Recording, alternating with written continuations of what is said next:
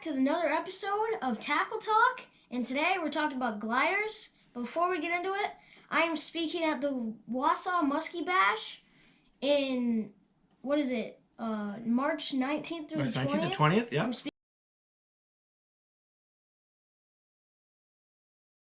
speaking the afternoon of the 20th, so come check out my seminar if you wanna, and let's get right into the baits. Jerk baits and glide baits today. Jerk baits and glide baits. Exactly.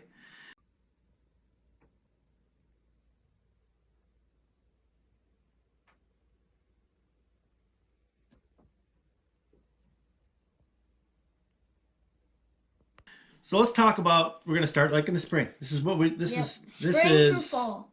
May, what we use in the May, right? What we use in May. What would you start out? It's 55 degrees, it's opening weekend. Opening weekend, I'd start out with a mini tap dancer. Perfect.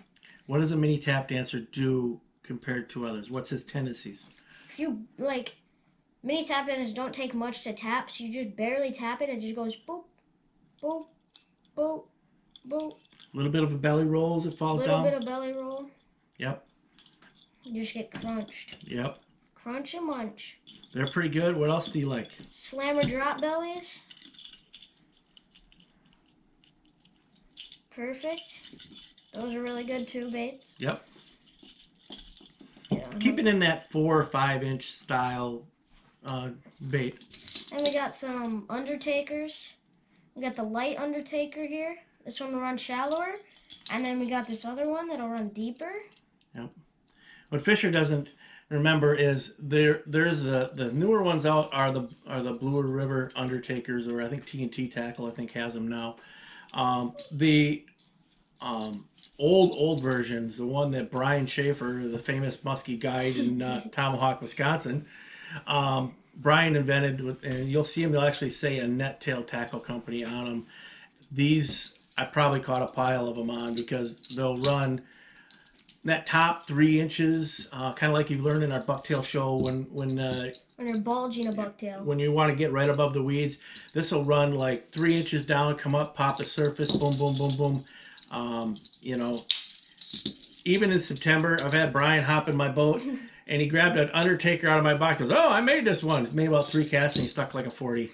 So, you know, but then he's also super extraordinary muskie guide. So, but exactly. So what else do we got? We got refrogs, old wooden refrogs. Yep. It's been crunched. How do you work those? There's a lot of people that really don't. They struggle on the refrogs. I'll just grab them. I like older refrogs. Most of my refrogs are from the mid '90s. They're really skinny bodied, like that. So they're hard to find. The newer ones have a tendency to be a little bit buoyant. But I love the cotter keys still in them. Some people, I like that noise. They have a lot of noise just off the hooks and the cotter keys, and that's what really makes them special. They pop the surface. They can walk like a jackpot even a little bit before they go subsurface. I mean, yeah. So, show me how you work a refrog. I've seen you be pretty successful. So personally, I hold the rod out like this, and this is better. And you your rod at like a 45-degree angle towards the water, and you just tap, tap, tap, tap. And usually I tap about 3 or 4 times, give it a pause, and then tap it a couple times. Yep, and it'll actually come up to the surface and go pop like this. And show them how you hold your elbow. I mean, this is the key. My elbow's like pretty much if you're holding a football, like if you're running a football. And you keep that elbow solid. Yeah. And use your wrist to do all the action. On these mini glides, this is, instead of having your rod down, you're going to have your rod, instead of having it straight down. Why do you do that? Why would you not want it? See, if you have it down and you're just doing this, you have to turn it like this to set the hook. But if you have it like this, you can just set the hook right away. And with your wrist, you got a lot more control to watch that bait just go left, right, up, down, splash, everything that you need to do. And a lot of times with glide baits, they'll grab it and spin it really fast, so you don't have that time to switch your rod around. Exactly. So you just want to set the hook as fast as you can. Your suicks and everything else, you got to work them down You know, Navins. heavier phantoms and stuff is kind of more down. But when it comes to these lighter, anything that you want to work in that upper column, it's really right in the wrist. Yeah, just gotta get that right wrist motion. Exactly. So now that we got through the small baits, Move get on into to the phantoms. You know, the phantoms can be used. A good ones in June. Yeah. You know, cold fronts in June or anything like that would be really good. Let's talk to me about which you know, that's that size. Well, it's 6 to 8 inches. Yeah, one of my favorites is this phantom. It's like a sucker color. I think it's Lake of the Woods perch. Yeah. Something like that. It's got crunch. It works really well. Both of us have caught a bunch of fish on this one thing. And then we have other ones like this little smaller one. I got the tail crunched on this one. Those are also really good in the spring. Yeah. The smaller ones too. I mean, sometimes they don't want your big, giant phantoms and stuff. I mean, we got an old wooden one too. There you're going to see a lot of, if you're able to find an old wooden phantom. I own a couple of them, and the plastic ones work really good too, but the old wooden ones really have a nice belly roll as they go down. Caught a lot of fish on them. Virtually the same bait. One's just made out of plastic, one's made out of wood. So. Yep. I mean, I've caught a lot more fish on the wood ones. That's because you have them. Because you always pick out the baits that are all chewed up in my box and think that must be the good ones. Yeah, I think so. So then, get this unhooked here. Bring baits with me. We got a hellhound, a walleye color, and these they have more completely sideways action. If you do pause, there is a little belly roll on them. But yeah, they'll kind of shimmy down a little bit like that. I lost a dandy actually in December November. November on that one. That was a big one. That was a big one. I look over and his fish is going like this, boom, boom, boom, boom, head shaking to the bait. You didn't get the net there quick enough. Sorry. He was like 20 feet away. I don't have any problem with yours. You can't net a fish when he's like 20 feet out in the water. I'm not what else go do you swimming. got? No, what else do you got for glides right now? For gliders, we have what are these, the Narkins. We used to have a 5-incher, but I caught a couple fish on it, and it's kind of stuck in a log. Yeah, somebody's gonna find it in a tree stump someday. Some little kid's gonna find it like, ooh, what's this for? But yeah, those Narkins are really nice. That foil one looks really nice in the water. Really nice, especially in clear waters. I got a nice fish in Minnetonka. Yeah, you did. Yeah. Now, I think we're done with June. We got one more. We also got sorry about that. The Bitten Warlock, and this is a bait that's really, in my opinion, is situational. Yeah. I mean, where would you use it? I personally, if I was fishing a little current seam, I would run right along the edge of the current seam and just tap it. Because it'll ride in its own spot. Yeah. It'll just sit and just bing, bing, bing, bing, bing. If you get it right on the edge, you'll just go twitch, twitch, and it'll just sit there back and forth. And a fish will just come up and go boom. Yep. So it's really it's not a bait you want to cover a lot of territory with, but it's more of a spot, situational bait that way. So really got to have a few of those. Gotta have a few of those. So the other I got a couple more glides left. We have a jerko. And then really slow. This is more of an October bait. You're gonna work this bait really, really slow, and it doesn't sink much. It doesn't do anything. In fact, I actually had to add a little bit of sticker on top so I could really see the head actually move. I know a lot of manufacturers, they love to make the tops of the bait black, but boy, the bright colored ones are so much easier to see when you're trying to see which way, if the head's going right or left. Especially since the fish aren't going to see the top of your bait. Exactly. Unless they look when it's eating it. But it's a trend. They all like to make the top of the bait black. I think the top of the bait should be the brightest part of the bait. Yeah. That's so my opinion. You can see it when you're working it. Yeah. So like get a bait, then you got a squirco, then this one I can see a country mile away. Yeah, 'cause And that it's one's white. that bait is older than you. I probably bought that in the Chicago Muskie Expo back in the 90s. Caught enough fish on this one? Yeah, it's caught plenty of fish. But another bait, really nice and slow. Jerko works a little bit faster than the squirco works a little faster than the jerko, really. So there's another bait, the slow flow, that is was given to us. Really works slow, like its name. It's more of a West Virginia bait.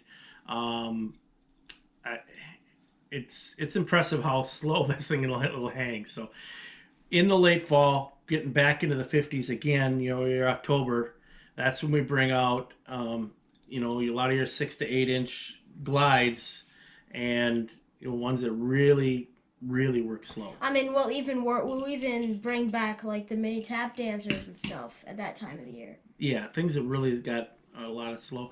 What's another? I mean, not really a glide bait, but more of a jerk bait. And Fisher's kind of made an art of working this bait. We got a shallow invader here. This is a Muskie Innovation shallow invader, and I've probably caught like 6 fish on this. That Pacific bait alone, yeah. What do you do? What's your pattern? So you get your rod, you cast it out there, and you go you pull it, you twitch, and then give it like a 2 to 3 second pause, and then you rip it again, and then you twitch, 2-second pause, and give it a single rip.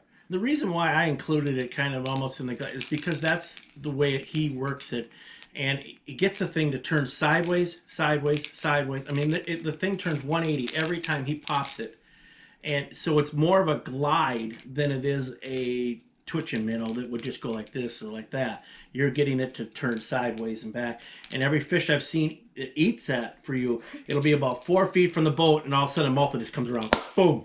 I had one on a different color where all you could see was the top lip sticking out of his mouth. Didn't you catch like a pair of 42s? Yeah, on the same day. Same day on this one thing. Yeah. So, great bait. Great bait. It's got other colors too. Exactly. Brighter and. Yeah, Muskie Innovations made a nice bait there. So. Yeah. Love nice using baits. it.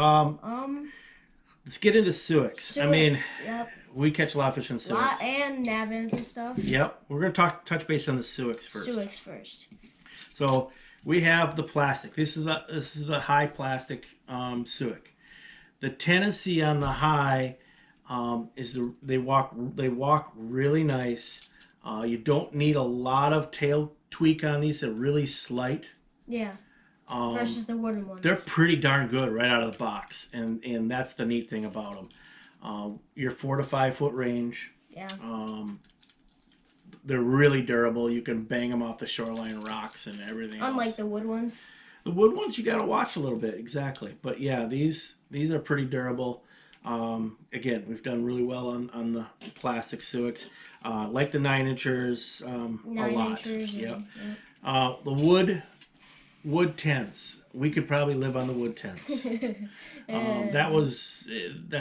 That bait is just money. Caught a lot of muskies on those. A lot of muskies. Got some rocks in the front.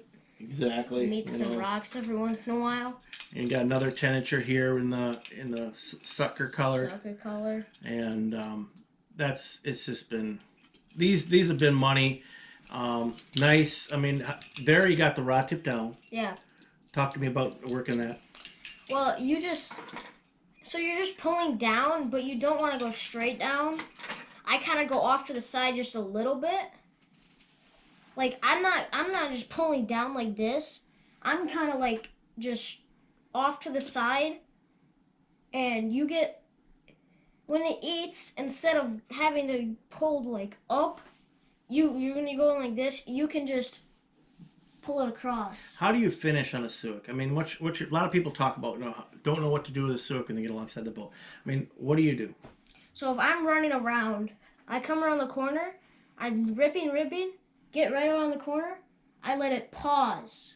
So you're pausing it like you would a bucktail on the high, like you're hanging it, on a figure 8.